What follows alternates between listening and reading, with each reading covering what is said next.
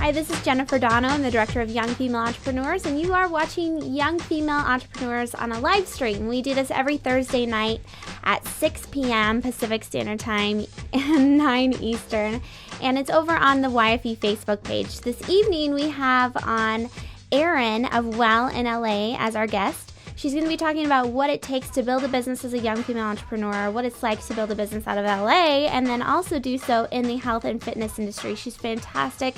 She's got an incredible voice online and has a very well-rounded network of people that she connects with each and every day. So before we get started in talking to her and introducing her, I wanted to talk about a few things that are going on in the young female entrepreneur community. So YFE caters to women, entrepreneurial women in their 20s and 30s, and it's really geared towards online events, connecting women through online meetings, using Ovalize web conferencing services, through Twitter and through Facebook, and of course through the blog and different other media areas that we reach out to. So through this, we've got a couple new things coming up. The biggest one is that YFE Chat celebrated last week our 1-year anniversary over on Twitter, and that's basically an hour or so that we all gather on Twitter under the hashtag YFE Chat and chat back and forth. And there's one topic that the discussion is going around. Last week it was around health, but we've done it on mixers and different things like that, so we get to know each other outside of business. So knowing if you're married, if you're dating, little things like that are always fun to build friendships outside of the business. So anyway, we celebrated 1 year last week, and I'm now putting together the new dates and times for the second quarter, and we're really going to just be scheduling them April through June at set schedules, and it's a bi-weekly chat. And so if you go to youngfemaleentrepreneurs.com, and I have a screenshot of our website if you haven't been to it before, there's a survey on there. This is the gorgeous Erin that's going to be on, but there's a post underneath this that's asking you what dates and times you'd prefer. And I know as young female entrepreneurs, our schedules are really, it's a mixed bag kind of a thing. One day you could be at your desk at 11. The next week you could be never at your desk until midnight. So, if you have an opinion about the date and time, definitely let me know. But if you don't, there is a section where it's about topics. And we've had guests like Robin Fisher-Roffer on YFE Chat to answer questions, so big name authors. And then we've had different topics, like I was saying, such as the mixer. So if you have a great idea, one person actually came up with the idea of negotiations as a young female entrepreneur, which I thought was awesome, because negotiating, I think, it was really tough. And I don't know if I don't want to generalize and say it's hard for every young female entrepreneur to negotiate, but that was a good topic, I thought. So anyway, that's a big deal. Go to youngfemaleentrepreneurs.com to find that survey. I'm actually going to close it off tonight, but if you're watching the video tomorrow, which is Friday, I don't even know what the date is tomorrow, so sorry guys. But if you're over there, I'll make sure that I leave it open and so you can get your input in. Other than the Twitter chat, YFE, really fun. Jessica Newell, who's usually here on the Facebook chat, on Twitter chats. She's also a hosting member with my company, Ovali. She gave us the great idea in a Twitter chat of doing a book club. And so we are doing a book club, and it's going to start at the end of April. And the book that we're reading is, do we have it back here? Oh, it's over here. It's actually Melody Behringer's book, Craving Success. And I thought this would be a great book to start off with. I did a Crave event last night, and that really actually has nothing to do with this. It's just a great book because Melody has had, 20 or 30 some odd businesses now over 20 years. Over 30 years. So yeah, she started very young. And she grew up in an entrepreneurial family, and so it really goes over some of her failures and life lessons that she learned and that have affected the way that she's built her current company, the Crave Company. So you can find out more details about that and sign up to keep notified on the book club on Monday. But in the meantime, one other last fun announcement before I bring Erin on is that Natalie McNeil, if you can show my screen, that would be fantastic. Natalie McNeil is going to be our guest on Young Female Entrepreneurs, the live stream next Thursday at 6 Pacific, 9 Eastern at night. And she's actually just written the book Oh my gosh, I totally just blanked on the book's name. She Takes on the World. Duh. It's her blog name. But Natalie McNeil is a fantastic entrepreneur. She's an Emmy winner. She has this fantastic blog that caters to the young female entrepreneur, the young female professional, really, or the female professional. I don't even want to say necessarily young, but she's going to be on next week telling us about the book and why you should care as a young woman in business about it. Along with Natalie is Kara, and she's another young female entrepreneur that's being profiled. She's going to be talking about her tech startup and how she went. She just finished with her MBA over in New York City, and she's moving halfway, or actually all the way across the country, and starting to build her business from a different coast. So it'll be a really interesting discussion. Again, that's next week, same time, 6 Pacific, 9 Eastern, on the Young Female Entrepreneurs Facebook page. So that was a lot of announcements. I apologize if I bored you. But there's always something really fun happening in the young female entrepreneur community, whether or not you participate in an actual event or if you're just kind of keeping tabs on people that have chatted back and forth with YFE. There's someone's doing something cool somewhere all the time. So Erin actually just wrote a pretty controversial post I have in the back there. She just attended a local in the LA area tech startup event, and she ranted and raved about it. Well, I don't want to say raved, more ranted about it in her blog post, and I got some people commenting today on Twitter, and so we'll definitely discuss that along with some of the things that we're including in this profile. And the profile, basically, if you go to youngfemaleentrepreneurs.com, we do these weekly profiles. I used to do them. It started about a year ago, a little less than a year ago. A little less than a year ago. These profiles that, if you can see on the back screen, we did these profiles where it showed a woman and how she built her business, what it looked like and felt like to be young and starting up, basically. And so here, I don't know if you can see it in the little corner back there, but Granny Cart Productions was our last official profile. And you can click this button up here to read all the other ones. And there's ones that are actually more blog focused versus the video. So anyway, I want to introduce you to Erin now. If you can show her photo so you can get a little glimpse of how who Erin is. But Erin, she is all about balancing work, life, love, and in between. Reaching our big dreams and goals can seem overwhelming. Erin of Well in LA works with entrepreneurs, business owners, and big dreamers to help them squeeze the most out of every moment of life. I'm sorry, I'm getting over being sick as they reach for their goals. Erin's coaching pairs business development with mindful wellness because launching requires you to feel your best. No kidding. Her credentials include master's degrees in both public health and counseling psychology paired with coaching, nutrition, and fitness certifications. She has over 7 years of group exercise instruction experience and loves finding new ways to integrate wellness into her day. In addition to coaching and consulting, she writes on the topic of health and wellness around the web, sharing her passion for small business development and living life. Oh my goodness, I am so sorry. Anyway, welcome onto the show, Erin. Hi. Hello. It's so nice to have you. I'm going to fix the little guy so you guys don't see everything else. There we go. Hi. Hi, Erin. So why don't you tell us a little bit about yourself? I queued up your video, so I don't want to do redundancy here, but I've got a little profile of Erin, and she talks about her, who her business is, or what Well in LA is. And rather than show that, why don't we go ahead and just hear it straight from Erin. So Erin, tell us a little bit about your business and what it is that you do in Los Angeles. Well, I moved to LA 2 years ago from DC. So I think just figuring out a new city, a new coast has been a big enough challenge.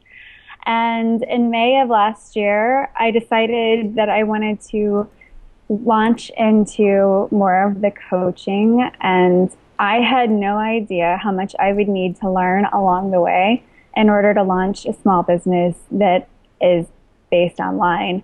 I opened my Twitter account in May of last year. Wow. redesign my blog.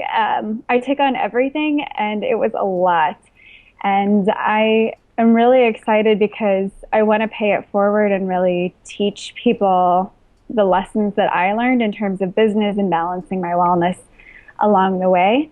I thought that I would be strictly doing like health coaching. That's what I wanted to do. But I actually have so much more fun connecting with other women who are also trying to launch their business. So, with less than a year of launching Well in LA, I'm learning more about the focus, who my target audience is, and who I want to work with. And it's been really exciting each step of the way. And I'm actually working with another YFE member, Jamie of Fit with Flair, to redesign my website and get the next phase of things rolling. So that's a little about me, I guess. Awesome. Yeah, no, actually, Jamie's, I just saw her in the chat. I don't know if she's going to be um, staying in the chat, but she is, and I know she has a couple kids. Oh, yes, she said, thanks for the shout out, Erin. You talked about moving from the East Coast over to the West Coast fairly recently and starting your business even more recently. And in your profile, you talked about the difference in building a business on either coast, and you really said that it really doesn't matter whether you're on the West Coast or the East Coast in the profile. But looking at your brand, it feels like it really does fit LA lifestyle, West Coast. So maybe talk a little bit about what being on the West Coast means as far as being a health and fitness professional. I actually have to say, so on the East Coast, I had a full-time job and then I was teaching fitness classes. And it was a really great way for me to step outside of my corporate consulting job and connect with people in my neighborhood. I taught in a local gym that I could walk to from my house, and it was fantastic. And everyone I connected with was just coming off of a really stressful day, and they were just happy to be there. And I loved that. And then I moved to LA. And it was a completely different beast because everyone here is obsessed with fitness and looking good. And it was a completely different mindset when I encountered people at the gym. And a little difficult for me to kind of digest, like, what's going on? Like, I thought you would just be happy to be here, and people are kind of like picking apart your music and different things like that. So it was definitely pushed me as a group exercise instructor. And I had several other ideas in mind for my business name along the way, especially living on the East Coast. But I really feel like LA doesn't always represent wellness very well. So I wanted to kind of stand out as a voice for finding more of a grounded approach for that. I grew up in the Midwest and I lived on the East Coast for a couple of years, and that's more of who I am. I love LA for the sense that it's creative and people are willing to do whatever it takes. So I'm just trying to find that middle ground with my brand and who I am. So taking a little bit of everything along the way and bringing it in.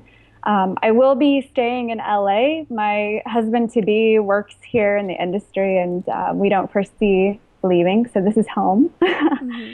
So I'm trying to spread the idea of wellness instead of the idea of looking good and just doing it for the moment, which seems to be the big thing here. Yeah, that's the kind of the stereotype, I guess, when it comes to LA.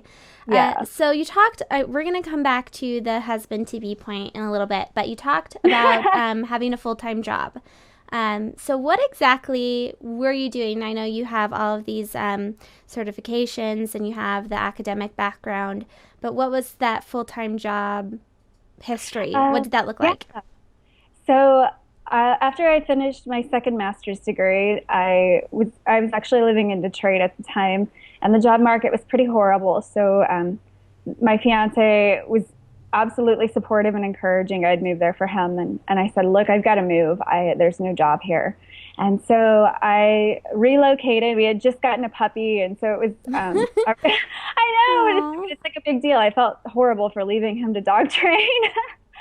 And in the middle of winter in Michigan, it wasn't the nicest thing to do, but he was so supportive. So I got a job in DC working as a consultant for the Department of Defense with a small firm. And it was one of the most crazy and rewarding jobs I've had to date. I loved the big picture of what we were doing. We were working to improve the, sorry, I'm blanking. We were looking to improve and dismantle the stigma around mental health care for service members. So people who are dealing with PTSD or family members of soldiers dealing with PTSD. And it was a great job in the sense of learning. And eventually I had to pick though between love and my job on the East Coast. Aww. So I will not pick between, but really it was getting ridiculous to fly coast to coast once a month or more. Right. Okay, so you had the job with the government. Then what happened after that? They were so kind as to let me transfer out here and kind of get my grounding. And I started to see being a consultant, you work on projects. So if the funding starts to run dry, it's time to look for something else. So I moved on from there, and I've worked at UCLA since moving here, worked in the School of Public Health as a coordinator, and I really didn't like it. I didn't like being back in the academic environment. I think it was just like too close to being finished with 2 grad degrees. I needed a little break.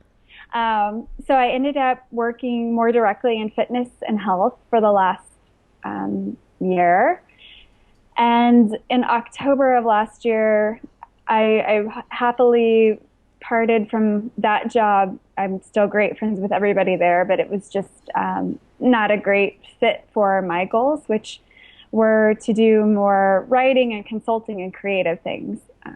So I had this.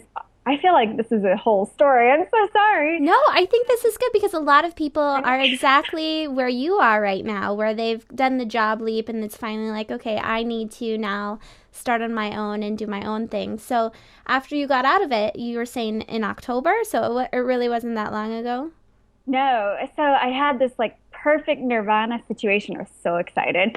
I was working as an editor for a wellness website. So compiling different articles that were coming in from freelance authors and writing a few of them myself. And as with the startup world, if any of you have worked in it, the website folded. So I had like this great situation where I had a half-time job and then I could spend more time developing while in LA and working in that capacity, which felt really good for me because I'm not ready to financially just dive in.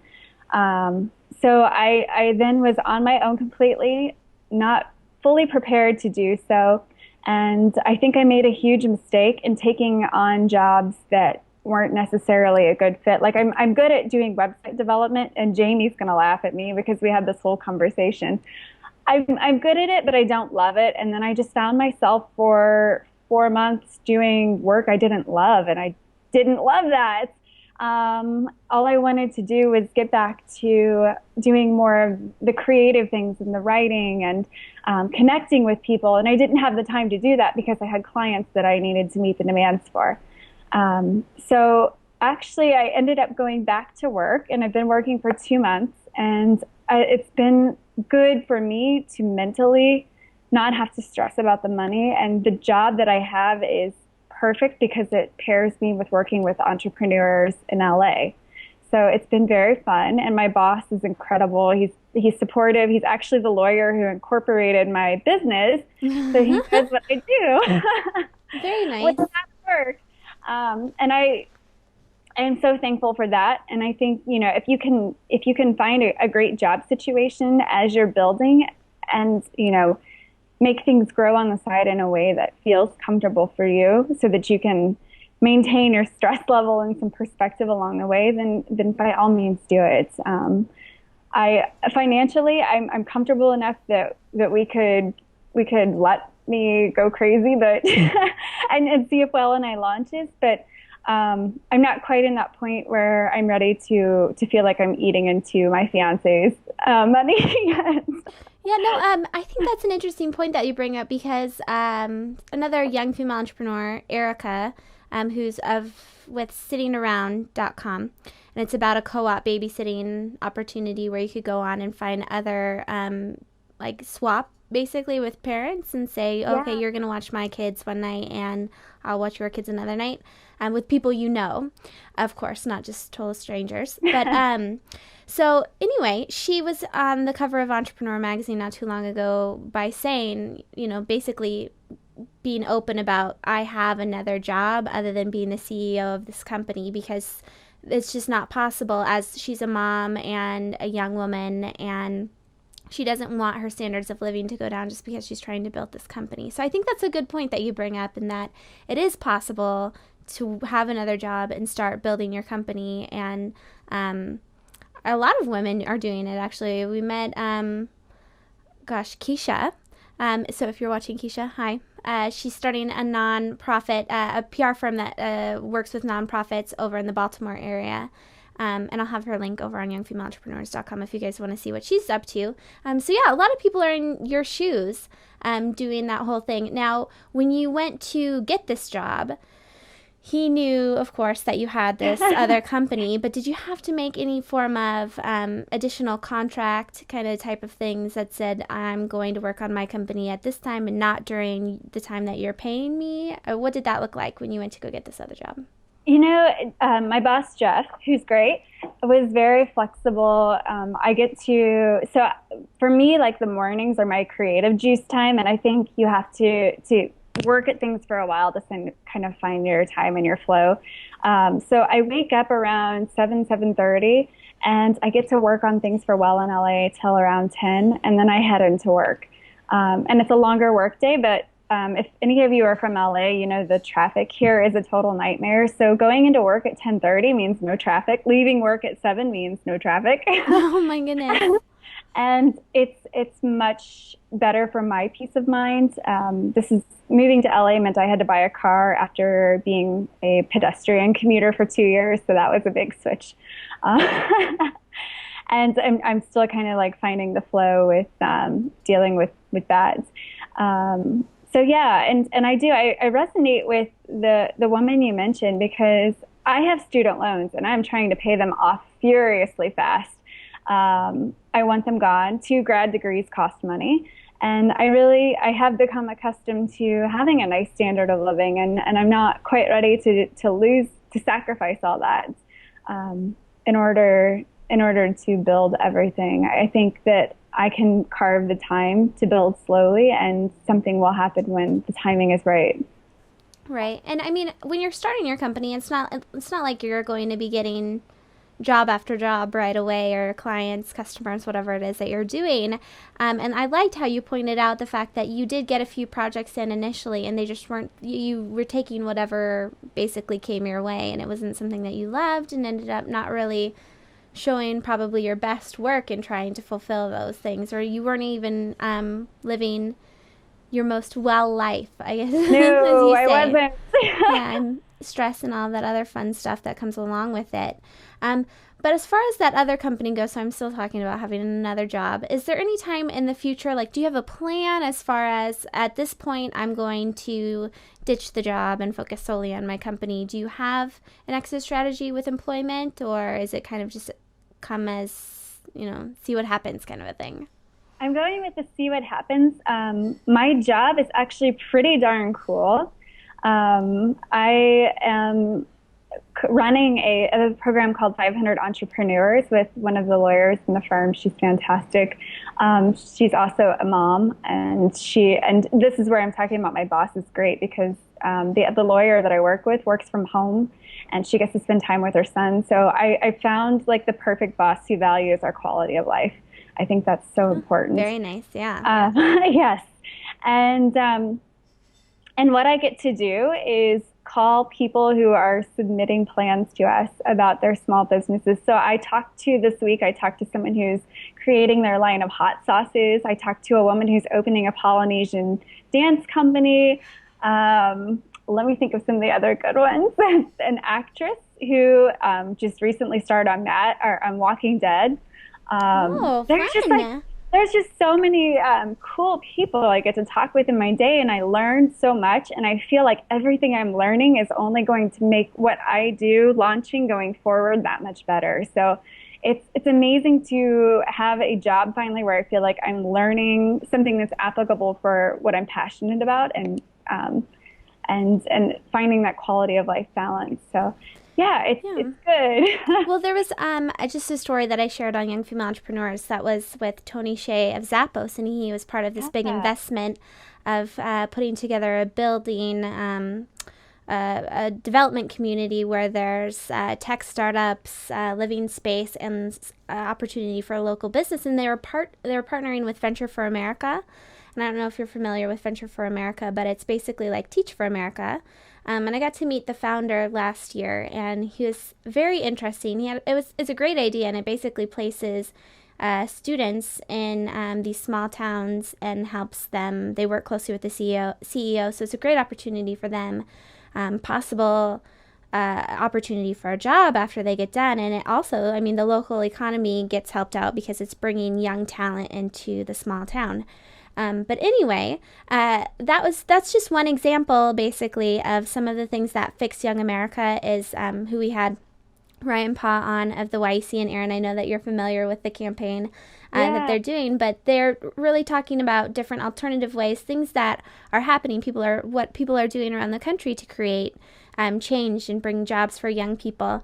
And that's one way of doing it is, having this basically learn as you go kind of thing when it comes to entrepreneurship, kind of what you're doing in a less in a less structured program. You got this job Um, and you're learning how you go as you're building your company too. But I think it's smart that you're not waiting for the time to where you've saved up enough money to quit your job. You're basically starting your company and then slowly growing it as you're still making money, I guess. I I think it's a smart way to go. I think that if you have a voice and you have something to say and you're even considering creating a business in the future, you should absolutely be online.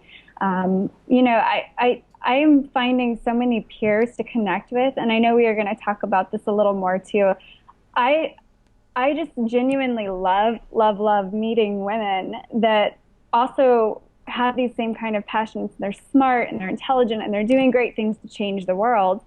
And I think as women, we have to absolutely support one another if we're going to be successful in closing some of the gender gaps that still exist in the startup communities in the corporate world. Um, so to me, just feeling like I have a community online before I launch is is so critical to feeling like I'm going to be successful. Definitely is. Now, so we are going to talk about that. You started the blog, and you were saying in your video profile, which you can all find tomorrow at youngfemaleentrepreneurs.com. But you said in the profile that you had the blog, and it slowly evolved into the business. And you talked about some of the pros as far as doing it that way were. So, can you talk a little bit about maybe the pros and cons as far as getting started first as a blogger and building it into a business? Yes, and there are tons of great resources too that I would be happy to provide links to if you want to add those as well. Um, I think one, it takes a while to find your voice as a writer. And I look back at the first blog post I wrote, probably the first 6 months were awful. And I didn't know what I was doing. And I was just kind of looking at other blogs and reading them and kind of going, I don't want to sound like them. And I have these ideas. And it's just something that takes time. And as you go along, you're building content, which search engines love and start to recognize, and also important for your rank whenever you do start your business. And I think it gives you a time to find your community or your tribe or your people or whatever it is. Um, it's a great way. I look at a blog as a way to build community, and that's all I want out of the blog posts that I write. I'm looking to connect. I'm looking to share. I'm looking to find ways to grow. And I think absolutely start with a blog and move from there. Is there any downfalls as far as starting as a blogger for you specifically? Yes. Anything that you ran into? Yes, I do fear that people will not say, "Here's Erin and she owns this business," but it will be, "Here's Erin and she's a blogger." And I want to be no, I want it to be Erin owns a business. This business also has a really cool blog, so I do see that as a pitfall. That's interesting because one of the profiles, Rachel of VU Society, who has this gorgeous boutique with very upscale dresses, she started Yes. off as a fashion blogger and is now still introduced. And the business is relatively new, but she's still being introduced as a fashion blogger. So, yeah, other people are definitely experiencing that issue. But I'm sorry, I interrupted you. So keep going. No, no. I think that's probably the only major pitfall that I've run into so far. No, that's a good point. Now, as far as Twitter goes, because you're very active on Twitter and you have a good community, and I believe that's actually how I found you, Yeah. was on Twitter. I think it was, and I'm almost positive it was Jennifer from For the Glow, Yes. and I think I found, um, gosh, she was just featured on your blog. I don't know why her name is slipping from me. Nyla? Yes. No. No, no, Okay. no, not Nyla. Although I don't remember how I found Nyla. Maybe it was through you too. Is it Shanley Knox? Yes, Shanley. I think I found her through you too. So Twitter is very much like it's a really nice way to meet new people and to meet people that are interesting too. So how have you utilized Twitter in your business or in starting up? Gosh. Um, at first, I had no idea what I was doing. Yeah, a lot of people are Hashtag, there. hashtag what? And I slowly just started to share content that I found interesting and my views on it. I mean, just reposting content to me is kind of boring. So I like to, and interjecting a opinion plus a link plus, any other handles you're including in a Twitter and a tweet takes a little finessing to get it down. But what I started to find were other people who were resonating with what I was saying and retweeting and following their conversations.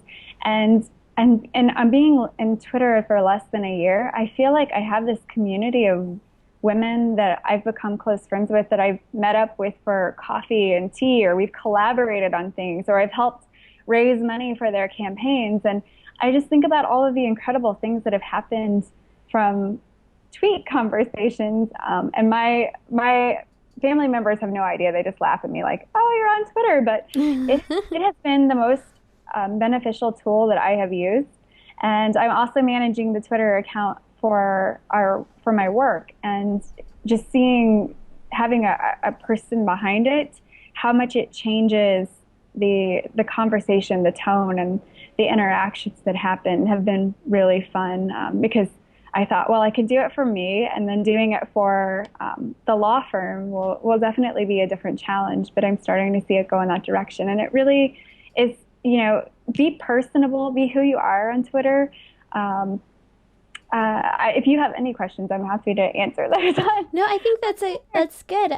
Twitter, my baby shower, when I I had my son, the majority of the women I had started by stalking on Twitter first. So I think Twitter's fantastic. It's a great way, like I was saying, to open up your network into other places. But now, since we're talking about how you were kind of slow to catch on to the hashtags and to the opinion and link and that kind of thing, well, you've gotten really good at it because you have this new blog post out where you talk about this event you went to that's called Startups Uncensored, and it was like a tech type startup conference, correct? Yes. Okay, so you like I mentioned at the very beginning, you went off a little bit on a rant on this speaker. So maybe talk about what the speaker said first that made you feel so uncomfortable. Yeah, it was last night. Well, one, don't do an event during people's dinner time hour. Don't feed and not feed them. It's just it's just bad practice. So the person who I'm going to leave names aside. This is a very famous person in the startup community. They have a very well-known website, and they wanted to talk about 10 ways to launch your startup.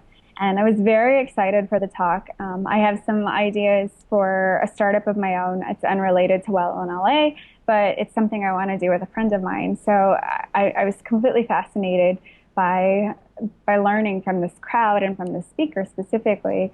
And the whole tone of the talk for last night was, I'm going to say, demoralizing. It was kind of telling you that if you're not going to dedicate every modicum of time that you have for 2 years or more or whatever it takes to launch, then you're not going to be a success. And it was a very like, these are the rules, fast, hard, rigid. And he talked about how he isolated members of his family. He lost friends. He didn't go out. He worked 16 to 20-hour days for 2 years. He gained 40 pounds. His health went just completely awry. And all I could think was, that if this is my, like, someone who should be a role model in the startup community, I felt like his message was like, give up your life to have a startup. And it left a really bitter taste in my mouth. I came home and I wrote a blog post on it because I really don't think that that's the way it should be. And I think as women that we do face more challenges because I can't imagine giving up being a wife or being a great friend to the people who are important to me in my life, or being a great aunt or sister, all these things that I really treasure and value and make me who I am, in order to just launch a product to make money.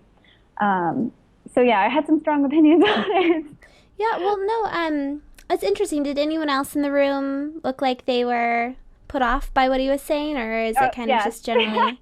So most of the people in the room didn't agree with him. I would say the women I had an opportunity to speak with afterwards were kind of off put by the general kind of tone, and like just kind of shaking their head in the sense like that's not going to happen. And just because you're not willing to, I guess, do it his way doesn't mean you won't be successful. So I just really feel like there's so many avenues and paths to success, that to focus on this one path being the only way, it was like a 10 steps. Here's what you do. If you follow my advice, you're going to be golden kind of thing. And I didn't agree with most of what he said, and I couldn't imagine living my life that way. I do think that you can achieve balance and still find success. So when you say achieve balance, what does that look like? I think it's very different for everyone. To start with, you have to know and assess what your highest priorities, what you value most in life are. I think that's the first and foremost thing you should do before starting any business. Like, what are your big goals and dreams in life aside from having this business? And see if realistically they can align, or, scale back one or the other. And to me, wellness is, it's the basic stuff. It's getting enough sleep. It's eating right. It's being able to find time to move during the day, that kind of thing. But it's also your social relationships. It's finding time for your mental health. You've got to decompress. You have to take time away from sitting in front of your computer all day and get out in the real world a little bit. So those are just a few of the ways I think that we can focus on wellness as we build businesses. I think that's good. Some good advice. As far as being an entrepreneur, I really think that, like you were saying, to make sure that you recognize what your priorities are, but there is some element of sacrifice that all of us have to put into it, where, whether it's not having any money as we go. I don't know if you are a fan of the Shark Tank, of Shark Tank. I love it. Okay, so Mark Cuban, he always says in it, you have to be willing to eat top ramen and not make any money for the first couple of years. I'm not going to pay you more than $30,000 is kind of what he says, if he's paying you at all, if he's investing in your company. Mm-hmm. So anyway, I think there is still some element of sacrifice, but I like how you point out that as long as you have your priorities straight, and if you prioritize health there, then you'll be able to spend time onto it. But I feel like as young women, especially if you're a solopreneur, people like the speaker who are uber successful have I feel like, a tremendous amount of focus in on their work. And so I can understand if you're it's just you that's building this company that has this big dream, and it's really your responsibility for seeing that all of it is carried out, whether it's you actually doing the work or employees. I can understand how it would be all consuming, and that at some point the vortex would kind of like suck you in.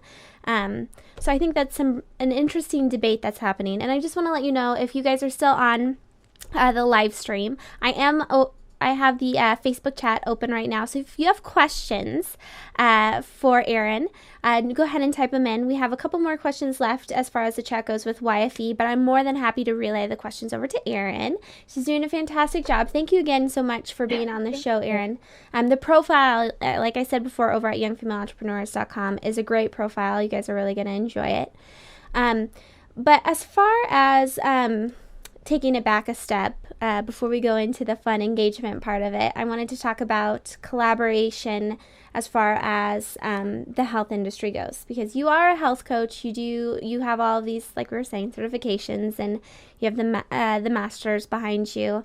Yet you do help other people in the health industry as far as their branding and website goes. So there is some form of collaboration that's happening there. Would you consider it collaboration? I would. I've really enjoyed meeting and expanding my network and working with other people. I would love to be able to have someone to work with. I just think it's so much more fun than being a solopreneur. So every time I get to work with somebody, it feels like, the two brains are better than one, and just there's a better expansion for creativity and for getting things moving a little faster as far as that goes. I'm trying to think if there's any really cool things that have happened. With the fitness community here, I think I was talking about it a little earlier. It can be kind of competitive, but since I'm not necessarily working to be the most popular instructor in class anymore, people have found my site online and want to know how to grow a brand and how to be a presence online. It's been more of a learning opportunity than a competitive opportunity. Right, that's interesting. So if you were going, excuse me, gosh. So last night I went to this Crave event, and it's the one that the same woman, the Crave company that I was talking about. So they hold these events across the United States, and I was on this panel, and we talked about collaboration versus competition. So most of the women in the room agreed that collaboration is the way that most small business owners, or most business owners in general, are going, rather than competing with someone that's doing something similar to them. What do you think competition would look like in the health industry? What would it look like if you were to actually go ahead and compete with another instructor or another health and wellness type of a blog? I guess I would say there are plenty of competitors out there. Right. So have you seen examples of what other people have done that have kind of given you a bad taste in your mouth, kind of a thing? Since I am such a stickler for like clean, simple, good design, when I see like instructor sites that are just loaded with too much, I'm immediately turned off. So I'm trying to think. I would like to almost help them in some way, which is probably not good because they're competition. But I think, with health, there's a lot of really bad advice out there. And I try to keep things more research-based, more grounded in things that aren't hype or diets. And so when I see other health coaches promoting or becoming kind of zealots for a diet, it's a really big turnoff. And people want to lose weight or feel better in as quick as time possible. I mean, if there was a magic pill, we'd all take it, right? Yeah, seriously. But it doesn't exist. And, it's not sexy to say like, you need to sleep 8 hours or, whatever you need, and you need to eat a balanced diet, and you need to get to the gym or get some kind of movement. It's not something that's flashy and packaged. And so I love seeing people who are doing it well and building communities and getting great response. And I think eventually over time, the people who are putting out bad messages and they do it fast and dirty kind of things will kind of self implode. So I don't think I worry about that. To me, as long as I'm staying true to my core values and holding myself to a high bar, then I really don't feel like I fear competition. Okay, so we have a couple questions. The first one is from Jessica Newell. Do you feel that investing in your health or wellness is actually one of the best business investments you can make if you're indeed the one carrying the weight of the business? That's a good one, Jessica. That's a great question. I do think that you should still invest time in your health, or I'm sorry, invest money and time in your health. Do you think it's the best investment, though, like she was saying? I think it would depend on what you're doing. So if you can, make it like, I don't know, 10% of what you're doing. I'm going to give a personal example. That's probably easier. When I was working on my own for 4 months and doing websites, I was working about 16 hours a day, Monday through Friday, and I tried to take weekends off. That's not healthy. That's not what I do. That's not who I am. And that's really why I felt like I had to pull back. And I didn't get to the gym as much as I wanted. I didn't feel as good. And I started to notice it very quickly. The onset came because I'm a pretty healthy person in general. And so not taking care of myself, I felt it immediately. And now that I'm not as stressed for time, for money, and I feel like I've freed up more time to take care of myself, I'm still working on Well in LA, probably 4 to 5 hours a day, Monday through Friday, and then I see clients on the weekends. So it's still a lot of work, but I've carved out more time for myself, and I do invest in my health. I have like a paid membership to a yoga studio I really love, and I go to it 3 times a week, or I go spinning a couple times a week. So I feel like I'm back on track, and that feels so much better than those 4 months I felt miserable from like October I feel to like a lot of health industry type people go through those highs and lows, and it's always kind of funny to watch. I mean, it's not funny, but it's kind of like, okay, yeah. it feels good that you go through it too. But gosh, there's one other question. I was going to ask one other one, but I want to make sure that I get the Kirsten's question out here. Can you pop it back over to me so I don't have to show the Facebook thing again? I usually have 2 monitors, and I don't have it tonight, unfortunately. So Kirsten asked, let's see. Kirsten, you're funny. So Kirsten wants to know, what's the main goal of people that follow you? Is it for weight loss, for overall wellness, or for getting their family healthy? Why do you find that people follow Well in LA? I find that people follow Well in LA because 1, they want recipes, and 2, they want free music. Yeah. I have a lot of my playlists and profiles and things on my website, but in the last 4 months, and I have to say, like, getting people to comment on your blog when you're starting is like pulling teeth. And you know this, like everyone knows this. You're begging your mom and your aunts and just somebody, please. And I think now I'm starting to see actually fellow health coaches follow me. So that to me is really fun because it makes me feel that I'm doing something right in my field. And I have other fitness instructors and people who I would consider my peers who are following me. And I don't know. I guess maybe that means I'm starting to do something different, but I don't know. So I'm going to see where it evolves and goes. I don't know necessarily that I have family, people following me for family advice. I don't really talk about my family that often because my other half is not into social media. He's very much, that's a whole other topic. So I try to respect his privacy and not talk about him a lot online. Okay, so since we're talking about your other half and the fact that you're engaged, congratulations or best wishes, I guess is the better thing to say. What's that going to look like? And you were talking about this company that you're thinking about starting up with a friend, and you have your current consulting practice, you have your blog, you have your employer. I mean, this is an average life of a young female entrepreneur. You're not It's so you're fun. not so different. It sounds crazy, but a lot of young women that are probably watching this are doing the same thing. So now you're throwing in planning a wedding. So what is all this going to look like? Does your other half does he help out?